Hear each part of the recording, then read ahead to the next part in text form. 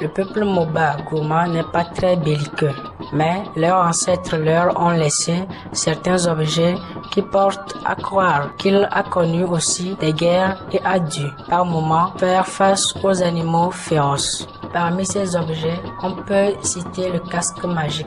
Le casque magique d'un Moba gourmand est caractérisé par une calebasse surmontée de cornes d'un animal ou coiffée de corées et autres amulettes et une hachette.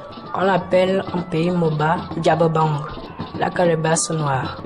On ne la porte que pour chasser les animaux féroces ou qu'en période de guerre. Monsieur Natib du village de Diapieni nous livre ses secrets.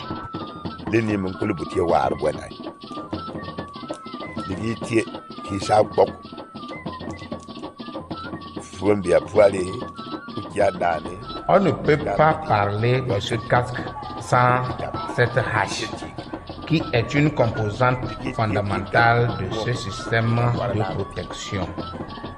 Comme vous le constatez, les deux éléments ont subi des cérémonies spécifiques.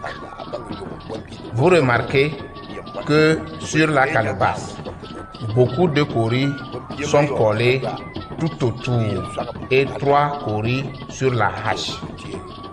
C'est lors d'une cérémonie spécifique qu'on prépare cet arsenal. Vous voyez les plumes sur la hache. C'est dire que beaucoup de poules ont été sacrifiées et sur plusieurs jours. C'est après ça que le devin vous remet votre casque pour faire de vous un invincible. Une fois prêt, on porte ce casque sur la tête et la hache sur l'épaule gauche. S'il vous plaît, à l'envers. On ne l'utilise pas pour lancer. Il reste au cou. On peut affronter ainsi les fauves comme les lions, les panthères, les buffles et autres sans avoir peur, car ils se verront impuissants grâce à votre casque noir. Quand il y avait la guerre, les ennemis capitulaient ou on les massacrait lorsque le chef ou certains combattants portaient ce casque.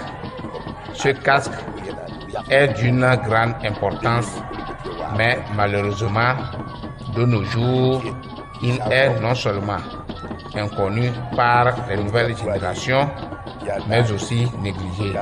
Heureusement qu'il n'y a plus de fauves ni de guerre. Il n'est pas donné à n'importe qui de porter ce casque.